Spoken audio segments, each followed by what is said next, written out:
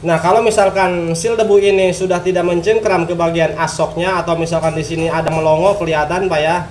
Saya jamin Pak, walaupun Bapak ganti seal oli yang baru sekalipun original Pak, kalau misalkan seal debunya sudah melongo, sudah longgar, di sini ada titik alur untuk kotoran masuk, saya jamin tidak akan pernah awet Pak. Walaupun asnya diganti tetap sama.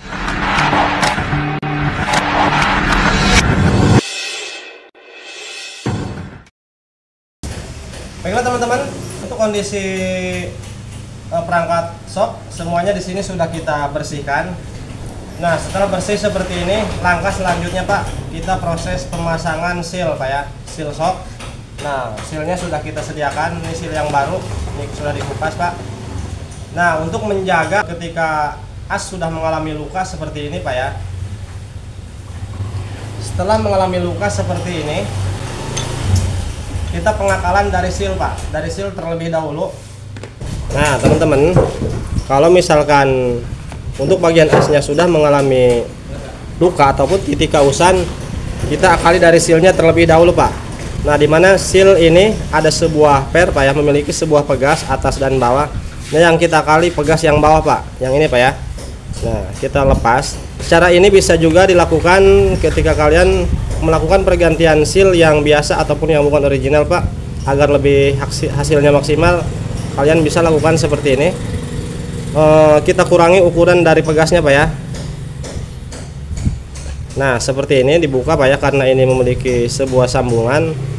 Kita lepas seperti ini, lalu kita kurangi Pak, ataupun kita potong dari ujung tersebut Pak ya, kira-kira sekitar 3 milian Pak, kita kurangi.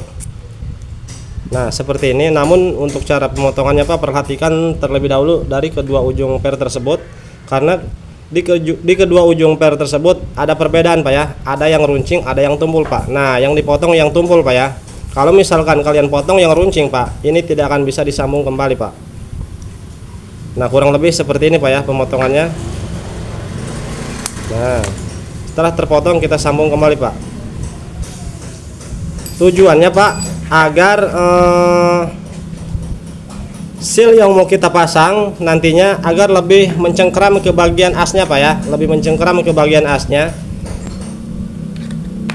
dan juga umur seal akan lebih awet Pak ya, agar lebih awet maksudnya Pak. Kita keduanya potong Pak. Nah seperti ini.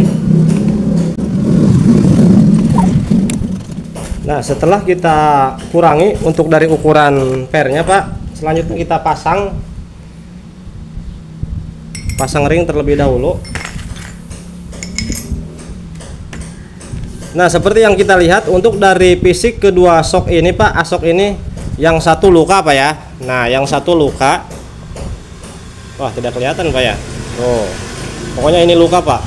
Tuh yang satu luka, yang satu masih mulus Pak. Namun kenyataannya Pak, ini terjadi kedua-duanya mengalami bocor Pak. Nah kemungkinan barangkali waktu proses pemasangan seal tersebut ke bagian tabungnya Pak, kemungkinan bisa terjadi luka Pak ya, proses pemasukannya, ataupun pemasangannya tidak presisi Pak, ataupun ada kemiringan, sehingga kalau misalkan ini tidak rata ataupun miring Pak, ini akan menyebabkan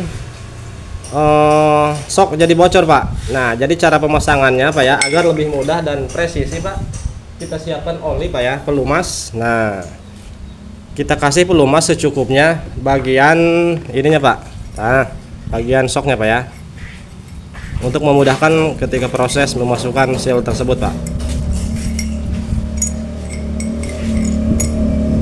Nah setelah kasih pelumas Pak, ini tinggal dimasukkan seperti ini.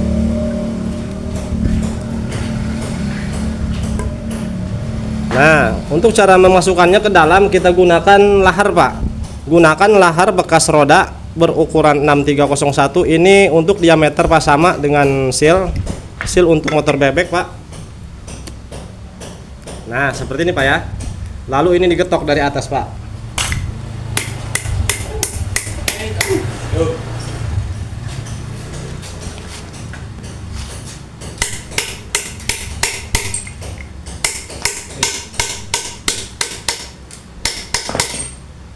Usahakan metode pemukulannya sampai rata, Pak. Oke, sudah selesai, Pak. Nah, kurang lebihnya seperti ini, Pak. Tuh, lihat Pak ya, hasilnya di sini tidak mengalami luka ke bagian seal, Pak. Jadi perhatikan juga untuk acuannya ke bagian alur untuk pengunci, Pak. Tuh, di sini sudah rata, Pak ya. Nah, selanjutnya kita pasang yang satunya dulu, Pak.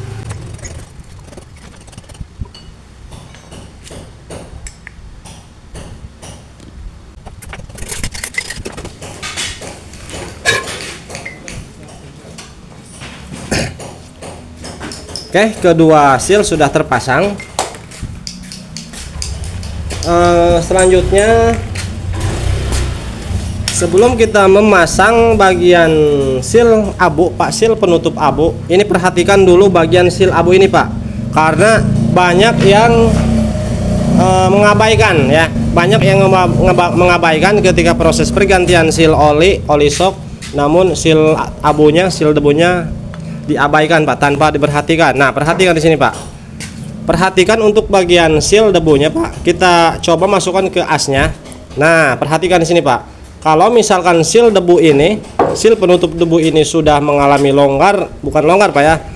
Sudah mengalami ada titik celah, Pak. Misalkan di sini melongo kelihatan, Pak ya. Pokoknya udah doer, Pak. Ininya udah doer tuh, udah tidak mencengkeram ke bagian asnya. Ya,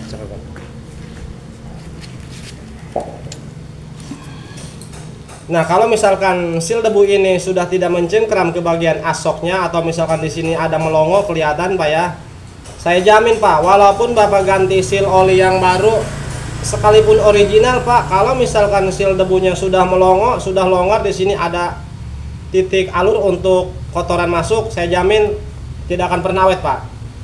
Walaupun asnya diganti tetap sama, Pak. Justru akan menciptakan sebuah luka ke bagian asok, Pak ya. Kalau misalkan di sini melongo. Kenapa? Dikarenakan kalau misalkan di sini sudah melongo, Pak, sehingga kalau misalkan ada kotoran ataupun air masuk, Pak, masuk di sini, lalu dia akan terjebak di sini, Pak. Nah, dia akan terjebak di sini, kan urutannya seperti ini, Pak ya. Dia akan terjebak di sela-sela antara seal oli dan seal debu, maka dia akan tidak bisa keluar, Pak, kotoran tersebut, sehingga walhasil lama kelamaan karena asok naik turun, Pak ya, pasir tersebut ataupun kotoran yang sudah terjebak di dalam akan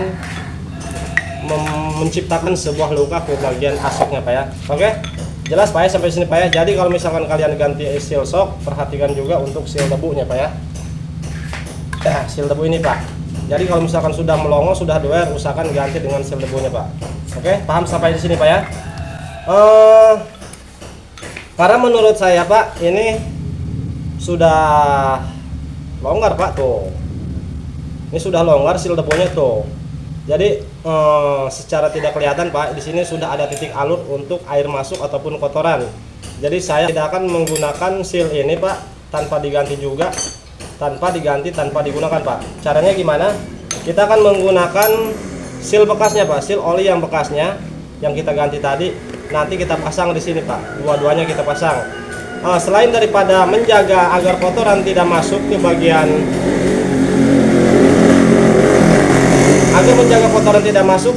tabung di sela-sela ini, Pak, selain daripada itu untuk memperkuat ataupun untuk menahan oli agar tidak mengalami bocor ketika kita menggunakan seal double seperti ini, Pak, karena kita melihat juga dari kondisi asnya, Pak, karena di sini kondisi asnya sudah luka.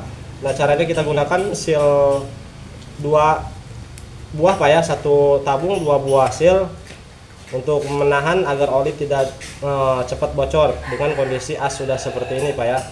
Oke, jelas, Pak ya, sampai sini, Pak ya. Nah, nantinya seperti ini, Pak. Jadi untuk seal abu dan pengunci ini tidak akan kita gunakan. Nah, untuk seal yang bekasnya, Pak, kita lakukan. Wah, pernya juga sudah rusak, Pak. Tuh. Kita lakukan pemotongan juga di bagian pernya, karena ini shock bekas, Pak ya. Namun lebih bagusnya kedua-duanya baru, Pak. Kedua-duanya baru. Namun sekali lagi ini hanya metode pengakalan, Pak ya. Ini hanya metode pengakalan ketika kita perekonomian kita tidak mendukung, lebih bagusnya sih Pak ganti Pak ya, ganti asoknya ganti karena sudah luka. Karena ini tidak mau diganti Pak ya, ini kita melakukan metode pengakalan, berusaha agar sok yang sudah luka ini bisa digunakan kembali dan tidak mengalami bocor Pak.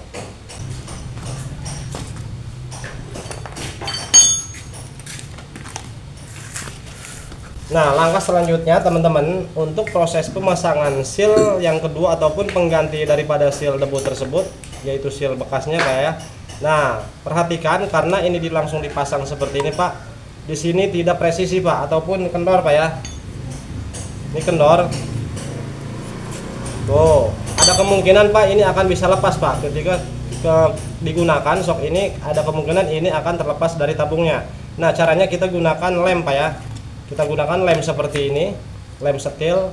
Nantinya kita kasih lem di bagian samping seal tersebut, lalu dimasukkan untuk memperkuat seal ini agar tidak lepas nantinya Pak ya.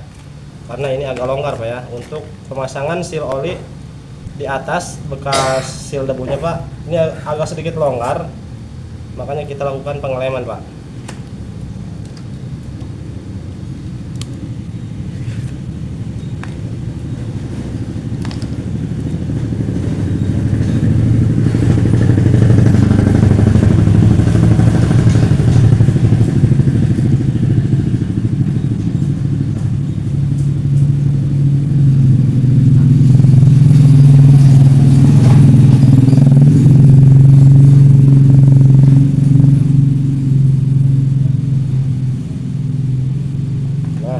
Seperti ini Pak ya. Setelah semuanya terlumasi oleh lem, ini tinggal dipasang Pak ya. Pasang seperti ini. Nah, tinggal tunggu kering Pak ya. Kalau misalkan tanpa dilem Pak, ini lepas Pak, karena agak longgar, tidak seperti seal yang pertama Pak ya. Kalau seal yang pertama tanpa digetok tidak bisa masuk Pak.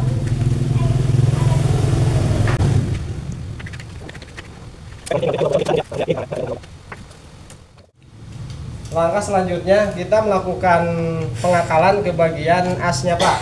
Seperti yang sudah kita sampaikan di awal bahwa asok ini mengalami sebuah luka Pak. Tuh, borok Pak ya. Kalau bahasa kita mau borok Pak tuh. Ini sudah mengalami luka dalam Pak. Kalau misalkan ini tidak diperbaiki, walaupun di sini sudah menggunakan seal 2 biji Pak, 2 buah 1 sok, ini tetap Pak. Ini tetap akan mengalami bocor kalau asnya sudah seperti ini Pak ya, sudah luka dalam. Jadi kita lakukan perbaikan ke bagian yang luka terlebih dahulu. Nah, kita gunakan amplas Pak. Ada kali. Cuma itu kameranya. Lo penting ngalamun.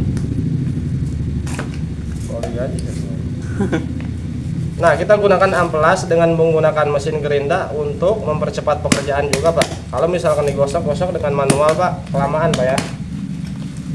Nah, gunakan amplas yang kasar dulu Pak. Ini yang halus ini Pak, salah. Aduh. Nah, yang kasar dulu. Nah, ini di gerinda Pak ya, bukan di gerinda Pak, di amplas. Mana yang bukan Pak? Nah, ini kita amplas. Usahakan setelah melakukan pengamplasan ini diraba, tidak ada terasa geragel-geragel Pak ya. Pokoknya lukanya tidak terasa. Kalau misalkan terlalu dalam Pak, nanti kita lakukan cara yang kedua Pak.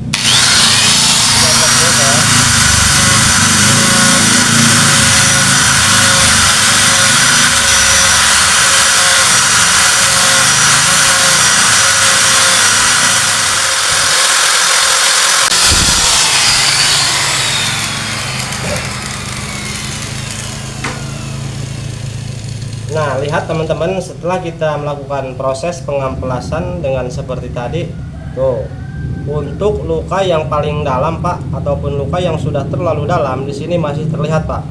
Tuh, saat kita raba seperti ini Pak, kita raba, ini terasa Pak, ini terasa masih ada luka Pak. Di sini sudah menciptakan seperti pori-pori Pak ya, jadi berlubang-lubang. Kalau misalkan ini kita terus amplas Pak, ini akan habis Pak ya.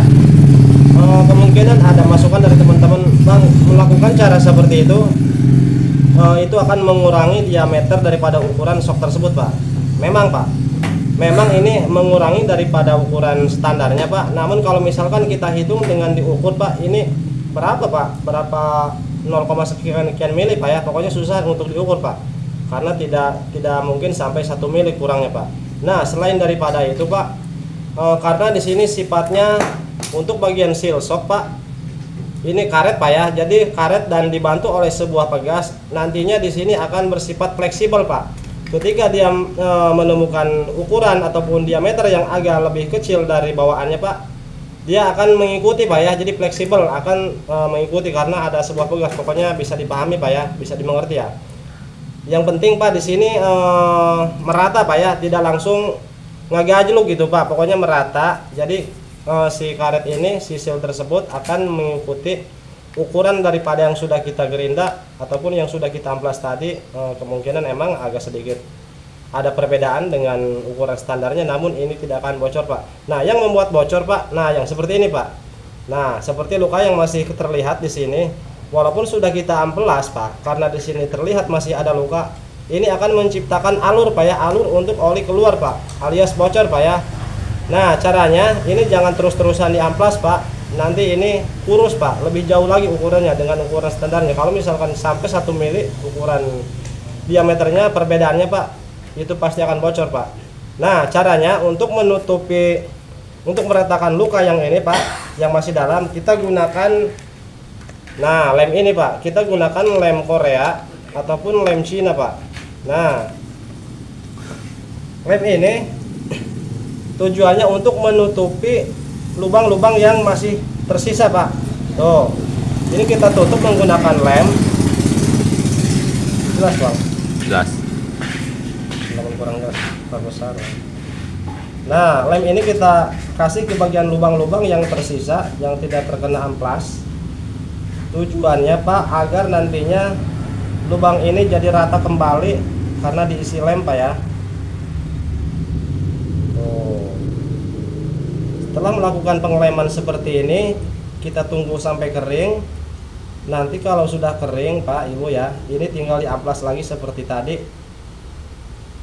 Diamplas lagi seperti tadi sampai pengamplasannya, sampai ketika kita raba seperti ini sampai tidak terasa ada luka Pak. Walaupun terlihat di sini ada luka, namun diraba seperti ini menggunakan tangan tidak terasa berlobang-lobang Pak, itu aman Pak. Karena ini bentuk lemnya kan transparan Pak, jadi luka akan tetap terlihat namun sudah tidak berlubang Pak. Oke, jelas Pak ya sampai sini Pak ya. Ini tinggal tunggu kering, nanti kita lakukan pengamplasan lagi. Gunakan untuk di akhir Pak, gunakan amplas yang halus Pak ya, amplas yang halus. Tinggal tunggu kering dulu Pak. Nah, sambil menunggu lem ini kering Bapak Ibu, pengeleman yang ini kering, kita pasang yang satunya Pak, karena yang satunya mulus, tidak ada luka.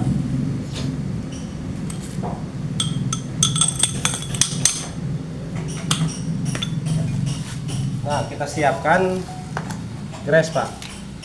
Sebelum kita pasang, kasih gres terlebih dahulu di bagian sealnya, agar daya mainnya lancar Pak. Nanti shock naik turunnya agar lebih lancar, tidak mengalami seret. Karena di sini menggunakan 2 buah seal oli Pak, bukan seal debu. Karena biasanya kalau misalkan menggunakan 2 buah seal seperti ini agak berat Pak ya. Jadi kita kasih gemuk ataupun gres.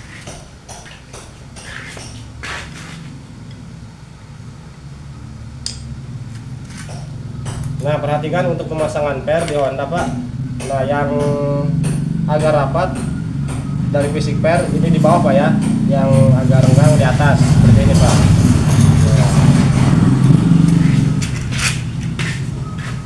Nah, selanjutnya pemasangan baut L yang berada di bawah tabung.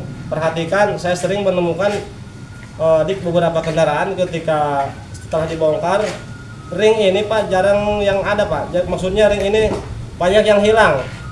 Ini ring wajib Pak ya.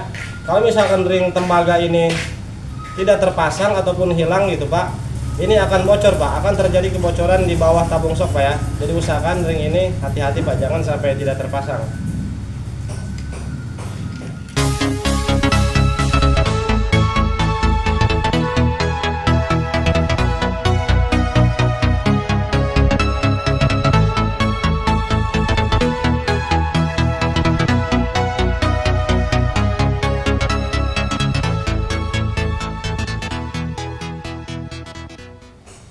Nah, selanjutnya untuk yang luka Pak, ini lem sudah kering.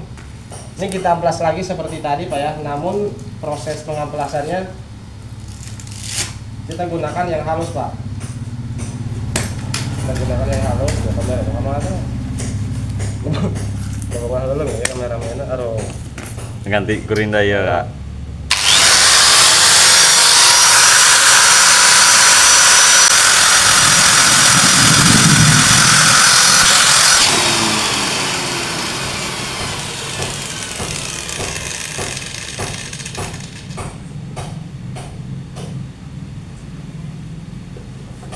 Nah teman-teman, inilah hasil daripada melakukan pengakalan dengan cara dikasih lem. Kalau misalkan dilihat dari fisik Pak, di sini masih terlihat luka Pak ya. Namun ini sudah tidak luka Pak, karena saat kita raba seperti ini, tuh, ini sudah tidak terasa luka Pak. Oke, jadi lubang-lubang yang kecil-kecil ini yang tersisa Pak, ini sudah tertutup karena sudah melakukan pengleman di awal tadi Pak ya. Tuh, jadi ini aman Pak ya, aman. Ini insya Allah Pak awet Pak ya. Namun jangan diuji bandingkan dengan yang baru Pak, pergantian sok yang baru. Namanya juga ini metode pengakalan Pak. Adapun berhasil enggaknya Pak, awet enggaknya maksudnya tergantung pemakaian kita Pak.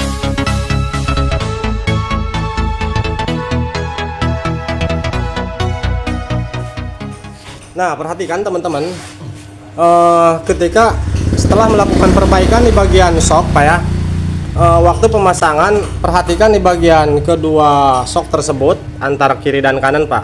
Ketika memasang roda perhatikan di bagian jarak antara sok sebelah kiri dan kanan dan ukuran bos ataupun peleknya Pak. Kemungkinan teman-teman pernah mengalami setelah perbaikan sok ataupun setelah gonta-ganti sok sering bocor terus dan sok tidak empuk Pak ya. Setelah melakukan servis sok maksud saya, dan oli seling bocor ataupun sok menjadi keras, tidak enak. Perhatikan di bagian sini Pak, karena untuk jarak dari bagian sok kiri dan kanan biasanya tidak presisi Pak ya, tidak pas, bisa kemungkinan kelonggaran ataupun bisa kemungkinan rapat Pak ya. Nah contohnya seperti ini Pak, tuh di sini proses pemasangan agak sulit Pak. Nah jadi kemungkinan sok ini antara sok kiri dan kanan agak apa namanya Pak, agak melengkung ke dalam Pak, sehingga ketika roda dipasang ini ada tekanan ataupun ada pemaksaan agar sok menjadi terbuka seperti ini, sehingga nanti sok tidak akan enak Pak ya, keras, dan walhasil walaupun ganti seal berkali-kali akan tetap bocor Pak, karena tingkat kelurusan daripada sok tersebut tidak presis Pak ya. Kalau misalkan seperti ini kan seperti melengkung ke dalam ke bagian roda. Nah kalau misalnya dipaksa ketika pemasangan roda supaya terbuka seperti ini, sehingga sok akan mengalami tekanan Pak, tekanan ke samping, dan walhasil sok tersebut akan tidak awet dan sok pun keras Pak. Dan sebaliknya ada juga yang mengalami longgar Pak, ketika sudah dipasang untuk rodanya tanpa diperhatikan terlebih dahulu di bagian bos di sini jaraknya masih jauh ke bagian sok, itu juga akan mengalami keras dan sok cepat rusak Pak ya, cepat bocor, karena ketika sudah dipasang bagian murnya dikencangkan dan ada tekanan Pak ya. Oke, paham sampai di sini Pak ya maksud saya Pak ya. Nah seperti ini Pak, ini seperti kurang keluar Pak ya, kurang terbuka untuk asnya, untuk soknya. Ada kemungkinan ini dari segitiganya Pak ya, dari garpunya mengalami perubahan ataupun dari asnya mengalami bengkok Pak. Jadi untuk cara mengakalinya, untuk mencari titik pasnya gitu kan, ini kita bisa putar-putar Pak. Untuk bagian salah satu sok kita putar-putar, jadi dicari titik pasnya Pak, agar sok press gitu, presisi pas ke bagian ukuran pelek Pak ya, dengan bos yang berada di pelek tersebut. Nah maksud saya teman-teman, kalau misalkan kurang dapat dipahami penyampaian saya, kita ukur terlebih dahulu seperti ini, cekel Pak, stang luruskan. Nah kita ukur antara jarak dari sok ke bagian sok satunya Pak, kita ukur seperti ini.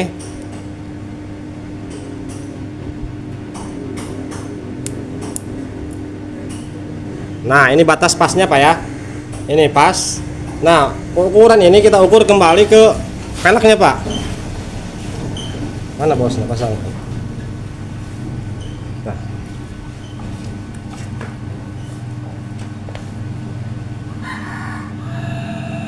Tangkung lagi. Nah, kita ukur cekal. Dengan kondisi bos keduanya terpasang Pak ya, kita ukur apakah sama rata dengan ukuran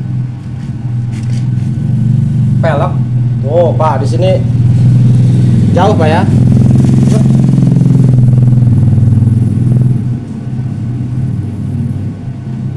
Nah, perhatikan Pak. Tuh.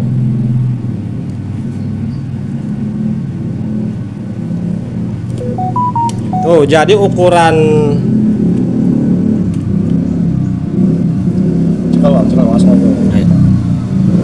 Nah, tuh. Jadi sini ada perbedaan Pak ya. Ukuran yang sudah kita buat tuh, ternyata ini untuk daripada pelek dengan bosnya ini jauh Pak. Tuh. Kurangnya masih banyak sehingga ketika roda ini dipasang ke bagian sok Pak, sok akan mengalami ada tekanan Pak keluar. Walhasil sok akan tetap bocor. Kemungkinan sok ini sudah diganti seal bocor terus, kemungkinan masalahnya dari sini Pak. Proses pemasangan ataupun ada titik kerusakan di bagian garpu ataupun segitiga ataupun dari asoknya mengalami titik perubahan sehingga antara jarak ukuran sok dengan sok ke bagian pelek Pak tidak sesuai Pak. Nah, caranya kita cari Pak, kita putar salah satu sok, kita putar-putar untuk mencari titik pasnya Pak ya. Jadi ukuran yang sudah kita buat tadi, mana ukurannya? Nah, ukuran yang sudah kita buat tadi, yang ini Pak ya, yang ini agar bisa sama dengan ukuran pelek Pak ya. Oke. Jadi kalau misalkan kita tidak teliti terlebih dahulu main pasang saja Pak, ini percuma Pak. Ini percuma diganti seal juga ataupun diganti as yang baru juga, tetap akan selalu bocor dan as akan cepat luka karena ada tekanan Pak ya, ada pemaksaan. Makanya kita ukur terlebih dahulu, kita kasih ukuran peleknya, nanti kita samakan ke bagian soknya. Kita cari Pak ya, kita putar-putar salah satu sok ini untuk mencari persamaannya, ukuran daripada diameter pelek dan bosnya Pak. Tuh teman-teman, ini ukuran yang sudah kita buatkan, ukuran daripada antara pelek dengan bos secara terpasang. Tuh, ini sangat jauh Pak ya. Tuh, masih kurang sekitar 1 mili Pak. Ini akan kita geser. Nah Pak, jadi masalahnya ternyata di sini Pak. Tuh, jadi lahar rodanya kurang masuk Pak. Entah ini kurang masuk ataukah bos yang berada di dalam kepanjangan Pak. Karena sudah kita geser-geser untuk as soknya ini tidak ketemu Pak. Tidak ketemu ukuran yang sudah kita sesuaikan dengan ukuran bos yang berada di roda, namun tidak ketemu-ketemu. Kemungkinan bukan dari asnya Pak ya, melainkan tuh laharnya kurang masuk Pak, sehingga bos segera ketemu. Bos ini Pak di luar agak nongol keluar juga Pak ya. Ini akan proses kita masukkan dulu untuk laharnya.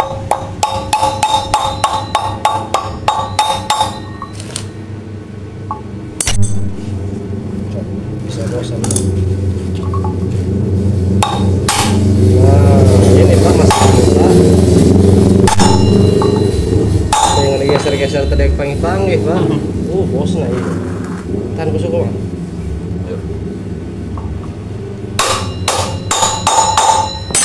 Boleh Pak. Keluar dulu. Panjang nih bosnya. Ya kalau Tuh. Nanya kalian teman-teman lihat, ternyata bukan laharnya yang kurang masuk Pak. Untuk proses pemasangan lahar mah benar Pak, namun tuh untuk bos yang berada di tengah Pak ini kepanjangan Pak. Tuh perhatikan, tuh tidak sama rata dengan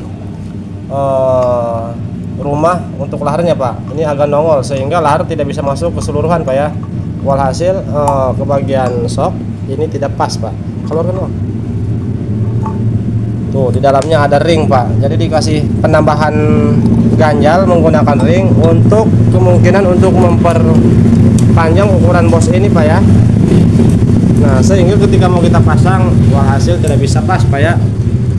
Inilah yang menyebabkan shock bocor terus Pak. Buka bewang. Nah Pak, ini ada penambahan ring Pak ya. Tuh. Pantas saja Pak, tidak mau masuk-masuk.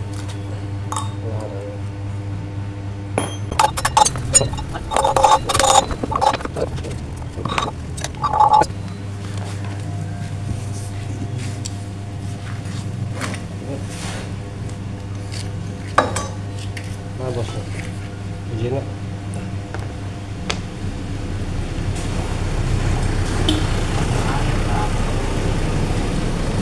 Baik.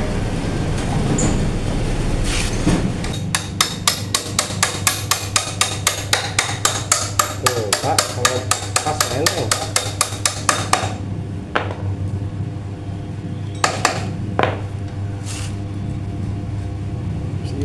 Kumana mau diberes? Kutu bengkel nggak? Cabut ganjil bang. Itu nanti beneran ganjil. Pas si bosnya tuh yang di jero teh untuk iya tuh terus tengah press. Kuma. Ayo. Tengah press.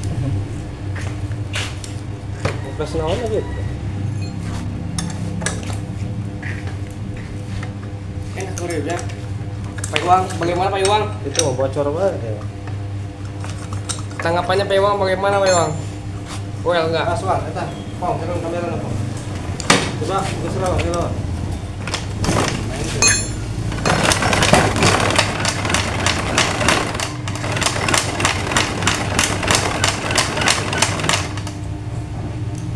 Coba kencengan. Ada rawa. Udah ada. Main.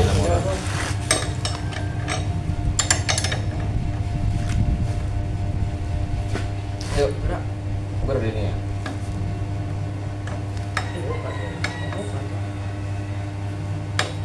Taruh. Rusak ya aslinya.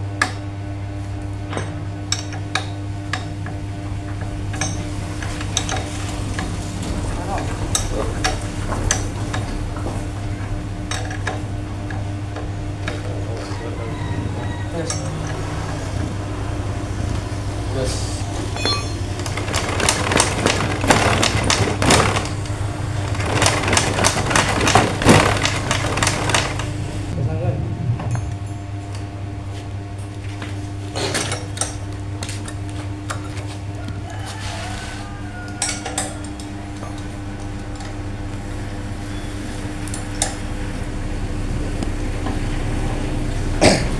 Oke teman-teman, jadi untuk permasalahan shock yang sering bocor, selain daripada asnya yang sudah luka dan sealnya yang kurang bagus ataupun proses pemasangannya kurang pas, jadi dari sini Pak ya, seperti yang kita tunjukkan tadi, dari jarak antara shock kiri dan kanan dengan ukuran diameter roda dan bosnya tidak sesuai Pak ya. Hal tersebut akan menyebabkan seal cepat bocor dan as cepat luka dan sehingga shock pun tidak bergerak bebas. Oke, ini sudah selesai permasalahannya dan sudah ketemu titik permasalahan dari mana sehingga shock ini menjadi tidak awet, sering bocor terus. Kemungkinan sampai di sini dulu teman-teman ya. Semoga dapat dipahami dan bermanfaat. Saya Bermotor izin pamit mohon undur diri. Selamat siang dan terima kasih. Assalamualaikum warahmatullahi wabarakatuh.